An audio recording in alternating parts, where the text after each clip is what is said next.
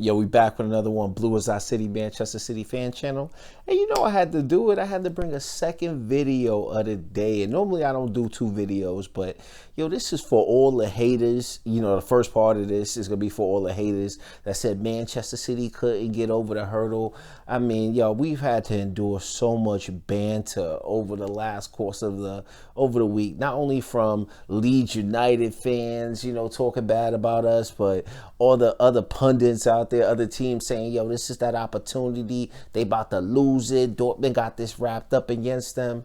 And we managed to pull the win out, like, son. So I'm so happy. So I hope all of you City fans out there are just enjoying this moment, because at parts of the day, it looked like it was going to happen. So before I get into that, I want to say, yo, Blue is Our City, Manchester City fan channel. If you're enjoying the content, feel free to hit that like button, subscribe to the channel, but most importantly, get at me in the comments, bro. So let's get at this, man. So like I said, I had to make the video for all the pundits out there, but in all the people that said Manchester City wasn't gonna, you know, really take it to that level and kind of leap this hurdle that we've had to endure over the last 4 years. But yo, I really want to talk to you guys and share my thoughts on the situation, not only this particular game, but now we're going into the moment where we're playing PSG, and woo, that's a whole problem all within itself. But I want to be able to take a look at this game in particular areas specifically, because I made a quick video earlier and that was just a really quick assessment, but there's some parts that I definitely want to be able to talk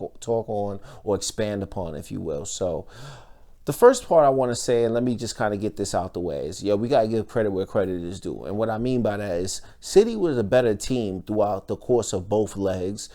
Dortmund can feel some way about, you know, maybe the second goal or Bellingham's goal in the first leg. I ain't got nothing to say about that. But what I will say is this. Yo, we were definitely the better team, but Jude Bellingham, that dude is a superstar in the making, or he at least is a real talent. And what I'm saying is that Manchester City need to keep an eye out on this kid. Manchester United missed out on this kid. He goes from Birmingham City over to Dortmund. He's over there at Dortmund. In the first leg, he was playing like a winger because they didn't really have Jadon Sancho. They didn't have Jadon Sancho in this match either, but the kid is showing you some real talent. And I've always thought that Manchester, if you watch this channel, you know that I'm big on, if we're going to go with this midfielder strategy without strikers, we need to have a certain type of midfielder. And right now we only have one box-to-box true midfielder, in my opinion. And please let me know if you guys disagree with me. Feel free to let me know in the comments. But yo, IG is really our only box-to-box midfielder. And if we could have somebody like Bellingham, I know Bellingham probably wants to play every game and stuff like that, but that may not happen. But he is somebody that we should be on if we're not going to buy him. And I'm thinking to myself, yo, we should buy this guy. Forget buying Erling Haaland. I know some people are going to be like, yo, that's blasphemy right there. But Haaland didn't really do too much in this particular two course of the both legs, over both legs for me. But this kid Bellingham was shining throughout both legs. And I'm saying to myself, yo, as long as Dortmund don't want no crazy money, we know IG is going to get up there within in age over the course of the next 2 or 3 years. It'd be nice to just keep a little radar on this kid, as long as they're not talking about some crazy money, right? Now, bringing me on to the Haaland situation. Now, Haaland had, what, 2 moments I would define as pivotal moments, even though he was involved probably in both goals of sorts. But over the course of both legs, I remember him sitting Ruben Diaz down one time. Today, he managed to, like, hold off John Stones and then made the pass to get the ball in the box, essentially, for it to land right in Bellingham's pocket. Bellingham slots home the goal. But other than that, I don't see, and please let me know if you guys think I'm wrong, but I didn't see why we should spend 180 million or 150 million. And that might be a little harsh to Erling Haaland, given the fact of how Manchester City play. The way we play, we have possession-based football, so other opposing strikers, they're not doing nothing but running around and really, spending a lot of energy just by running around and chasing us. And he probably didn't get a whole bunch of service within the final third to really make things happen. But I will say, all in all, I didn't walk away from these 2 legs being like, yo, we need to pay 180 million for this guy. Now, I will talk other parts of this video as to why I would consider buying him, because, you know, we got to be honest with ourselves as I talk about that. But, yeah, I just didn't really see it right there. And that brings me on to the fact that, yo, now that we finally made it through, Pep has made it through. We don't have to worry about all those people talking about, oh, Pep overthinking the situation in the quarterfinals, or we didn't have the defense, or yo, we wasn't set up properly, or formations, whatever the chatter was. Now Pep has finally got that off his shoulders with a very unique approach, in my opinion, which is, yo, if we win, they're gonna love us. If we lose, they're gonna say I'm a fraud and I'm all of this other stuff. So I think he's taking that approach, and it might be working out well for him. It's worked out well so far. Now going into this next match where we got to play PSG, bro. Woo, it's going to be tough. It's going to be tough. And the first thing I need to say is, yo, Phil, I love what you did today by getting that second goal. I love the way that you shouted. I could see what it means to you. And the way you went over there to Guardiola, like, it was magic to see you just score the goal because it's you. But, son, you need to, like, pump the brakes, son. After the game, I'm hearing about, yo, you send out Twitters to Kylian Mbappe. And I know all of these football players are probably, like, friends, and they just be poking fun. But I'm like, yo, chill. Yo, we don't need to be poking the bear right now. And Kylian Mbappe is that bear right now. So let's just be easy. But I love the confidence, young man. I love the confidence. And, you know, as we get ready to take on PSG, I'm already seeing headlines about, you know, the haters out there. Oil Club versus Oil Club. So we know we're going to get some of that going in, but it's already started with the nonsense talks. But, you know, before I get on to PSG and how spectacular they are and some things that we might have to do to improve what we really saw over this quarterfinal match and what we need to do a little bit better in the semifinals. But let me kind of, you know, turn the tables around a little bit, and I want to talk to City fans in particular.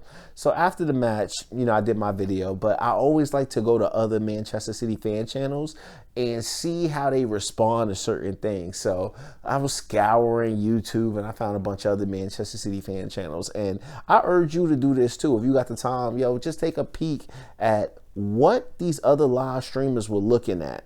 That's the reason why I say, yo, I can't do live streams. I would just be too mad.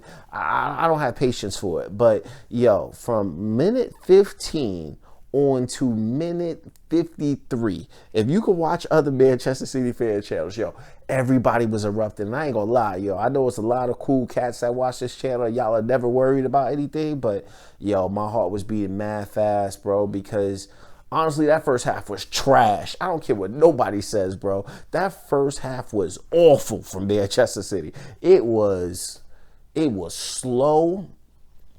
We were just passing the ball around, sideways passing. I'm going to get on to why we do sideways passing, but it was terrible. And when I listened to people at halftime, yo, what did they say? Yo, everybody was mad nervous. Some people were like, okay, there's still another half of football left to play, but it was not feeling good in our hearts knowing the history of this situation for us. But some of the people were calling off for subs. Yo, we need to take Bernardo Silva off. Yo, we need to take Rodri off. Yo, we need to take El Gundogan off. And everybody just wanted to change up everything. And as Manchester City fans, we know that we're a little naturally nervous, a little bit worrisome when it comes to the Champions League in particular. Premier League, yo, we ain't worried about that. League Cup, we ain't worried about that. FA Cup, we ain't worried about that. But when it comes to the Champions League, we do get a little pessimistic sometimes. That's only natural for us. So I can understand the situation, but it goes to show with this particular team that even though we don't like it, we have to be extra patient with this team. And I ain't gonna lie, it'd be killing me at times. It'd be killing me of how patient I needs to be with this team. Because what we see in the second half is a different philosophy, but it takes a lot out of you to get to the second half. So just understand that I understand. But let's be real. Let's be real. And what I mean by real is, yo, we're going to have to sort out some situations, because what I saw in that first half was a lot of possession, nothing really solid. Yes, we had like Kevin De Bruyne hitting the top of the bar. That was a bit of brilliance for him. Mahrez, you know, with a shot on target, but there was like 3 people there. Like, he wasn't going to get that shot off. So it was trash. It was rubbish. It was basuda. I don't care what word you want to use, yo. It was just awful to look at. And yo, I think that there's some things we really need to look at. And if you see me looking over here, just know I'm paying attention to my notes. And these are some of the hard facts I assessed from Manchester City over these 2 legs versus Dortmund, or essentially mostly throughout our season, bro. we need to be more clinical, because when we come up against PSG, and PSG is not really the most clinical team, as you saw against Bayern, but there's one thing that PSG does do, is that they're going to score a little bit more, in my opinion, than Dortmund. Dortmund is a team that they got 2 goals, really. Let's say 3 goals, if they even want to count the Bellingham. So let's say they got 3 goals, right?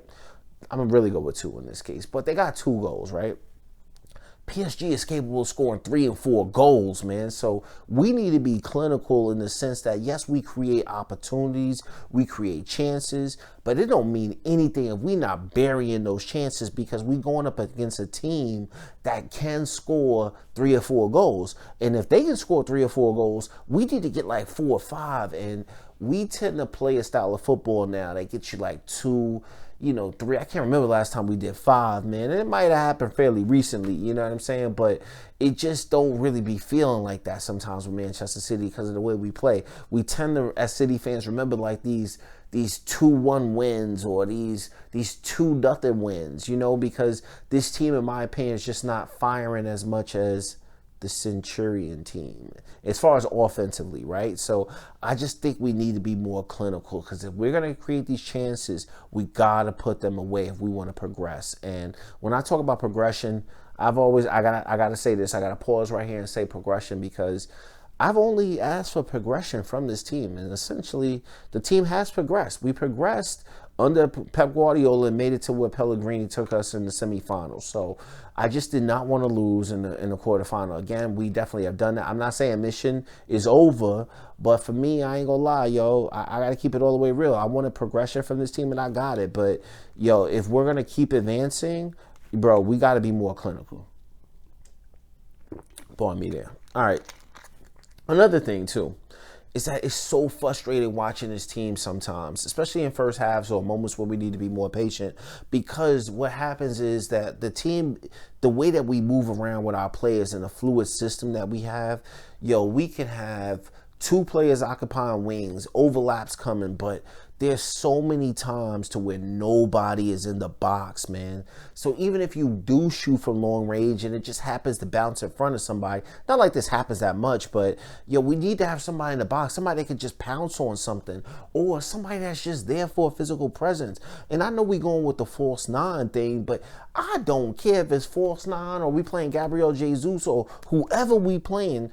We need to look at having somebody more in the box, man. Just like everybody, it's often times where you see Mahrez far on the right wing, Phil Foden's far on the left wing. Then you got Kevin De Bruyne. You'll have Gundogan being a little bit behind De Bruyne. Then you may have Bernardo Silva up there, but they're not even in the 6-yard box, bro. Sometimes they don't even be in the 18-yard box because they trying to be so dynamic on the wings, and it is frustrating as a City fan, like.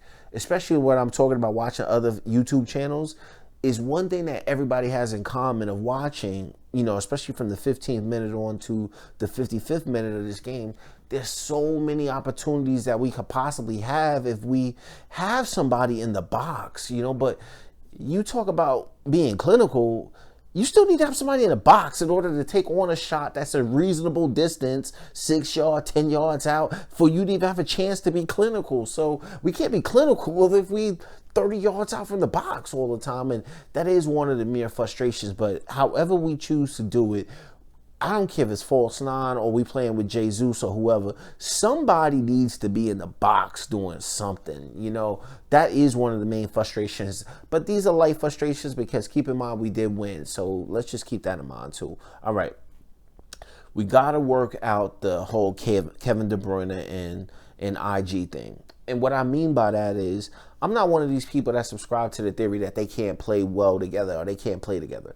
It's not that they can't play together. It's that the system is draining on both of them, right? You often see the best versions of one of them when the other one is not playing. Like, for instance, when Kevin was out, Gundogan can get so far forward. So with that being said, we have to figure out a way, because when Gundogan is so far forward, the one thing about Gundogan is that we know he's a good shooter because he can score goals that we've seen this season. But he's cool in the box, too. He's cool in the box. And in my opinion, what De Bruyne does is De Bruyne likes to occupy that right side. Gundogan is comfortable being on the left-hand side or being in the middle. You just can't have both of them in the middle. But I don't necessarily think that's a problem necessarily. It's just that when we go forward, Kevin is so far forward to where IG has to be back a little bit. But there are times to where, like in a proper 3-4, a 4-3-3 system, where they both need to have shared responsibility, equal shared responsibility between going forward and being back. A lot of times when we play the what was that 4-2-3-1 setup, or we have fluctuation within that, what often happens is that Gundogan has to kind of support Rodri because Kevin be so far forward to where Kevin has to have shared responsibility to get back sometimes. But that may be challenging all within itself. Now, let's consider the situation if we play a false nine. If we play a false nine, instead of having Bernardo Silva being the striker, man, we might need to put De Bruyne as the striker. So that way, Kevin could be so far forward, and then IG could be playing something like the 10 role, where he can get to that space because he's really good in that particular space. But when they both are, kind of doing the same things or trying to occupy the same spaces, it doesn't work because it says to De Bruyne, yes, you could go as far forward as you want, but Gundogan, we're going to keep you back around 20 yards, but he might need to be another 10 yards forward. So that's the reason why it doesn't work sometimes. But if we could find a way, and I think the only way that's possible is that maybe consider dropping Bernardo, not because Bernardo's playing bad or anything. Like, it's because Kevin just needs to be so far forward, and he could run at people and press. Hopefully he doesn't overextend himself, but he can do that job. And then Gundogan can be a little further up. That will work better.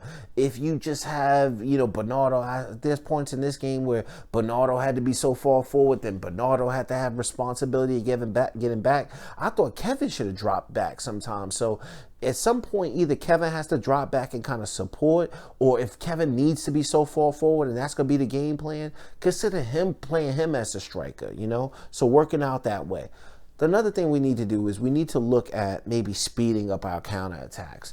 I cannot tell you how many times it's frustrating to watch this team to where we definitely have counterattacking opportunities. Now, they presented themselves within the second half of this game when Kevin was leading the charge and running, but we need to speed up our counterattacks. There's so many times where we'll get the ball and we know that we could just break on people, but we just slowly started stopping doing that for some reason. But I really would like us to see us, pick up the counterattack and be able to play much faster. I don't know how we go about doing that with the player selection, because certain players are naturally going to be faster than other players. And, there's going to be pros and cons to that situation no matter what you do. But we need to find a way against PSG to be a little bit more faster on these counter-attacking opportunities, because we don't want them to get set up. And Marquinhos is good at being able to orchestrate, so we don't want that. All right, let's talk about the sideways passing. All right, I know that when I was watching a lot of other YouTube channels, and I think there's points all throughout this Manchester City side as well, we do a lot of crossways passing and side to side. That's our style of football. Anybody who's a real Manchester City fan knows that we do that on purpose. We do that to draw the defense out and then be able to break the lines and run in behind. That's just the way we play.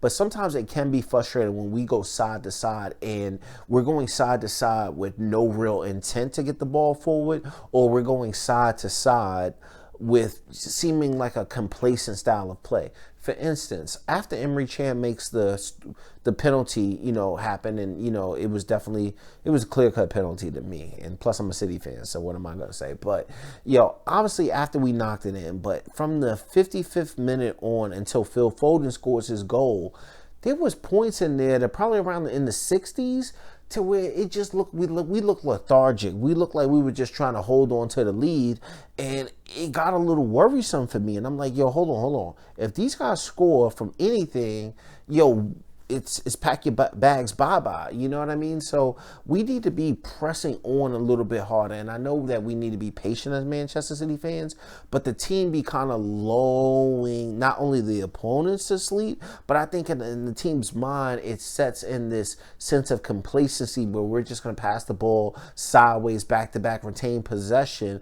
but not look to get in behind or not look to break lines. And that's what we need to be doing. So we have to be in the back of our mind. It's it's all good to play sideways football when understanding that you need to be patient in the sense of drawing your defenders out to be able to break those lines.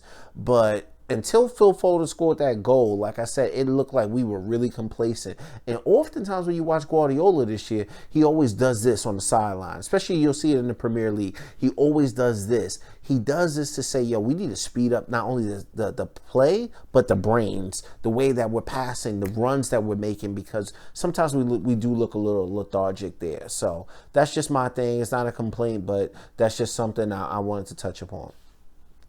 Now, let's bring me on to PSG. And what I mean to say by this is this, yo.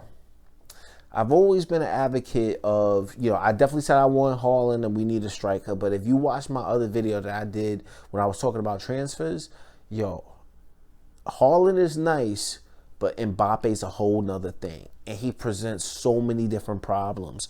And what I mean by that is just his speed. John Stones is fast for a defender. Ruben Diaz is fast for a defender.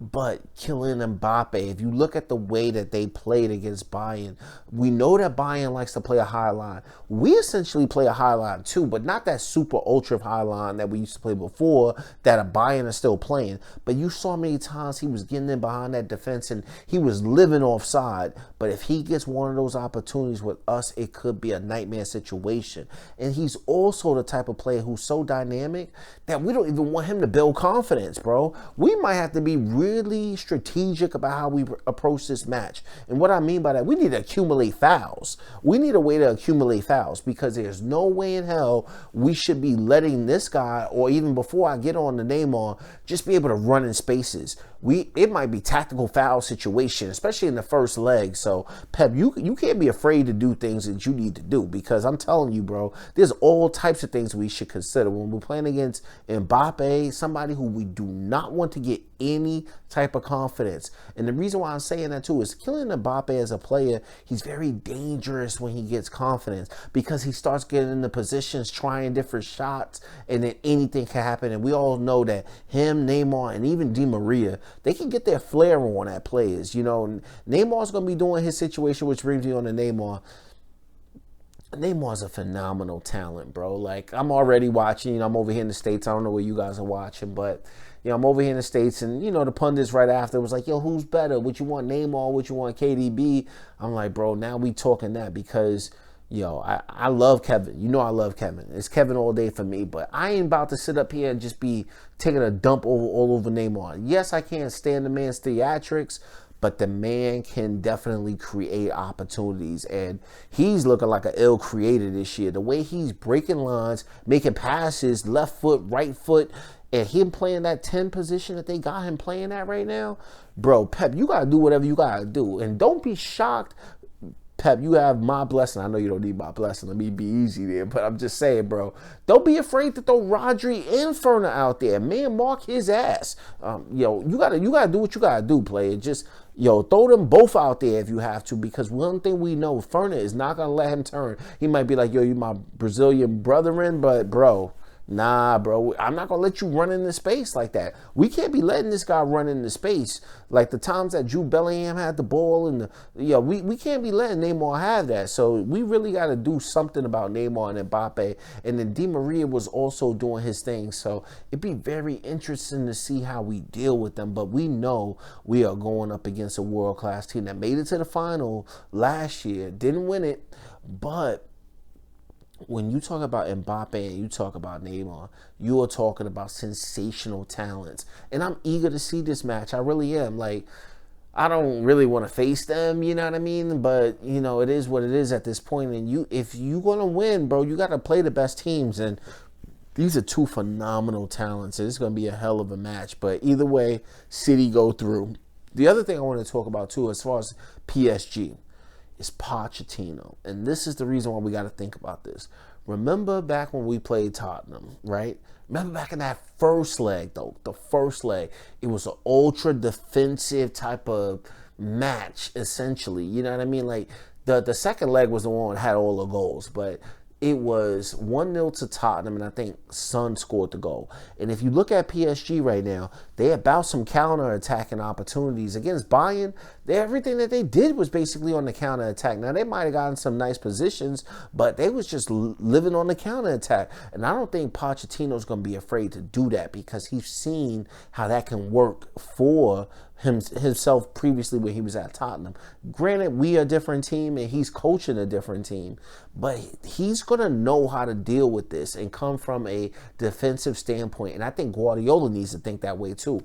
Obviously, I want us to go out there and score a whole bunch of goals, but we cannot be giving PSG a chance to score. Like I mentioned, they're going to score about 3 or 4 goals. We're going to need goals, but we need to limit them as much as possible and then try to be careful in that first leg. That first leg is going to be very vital. So no matter how we do it, I just hope that we get the job done. I'm going to support the team no matter what, just like all the other City fans out here. But I will say this. I had to make this video to shout out the team because it was so good to make it to the semifinal round, shut all the haters down. But, yo, this is a real test for us. I believe in the system. I believe in the players. I believe in this squad. I believe in everything City. But, yo, it's not going to be easy. But at the end of the day, we can do it. So let's go, City. Let's get it done. Bring on PSG. Yo, Phil, pump the brakes. I got you. I got you. Till next time. Peace.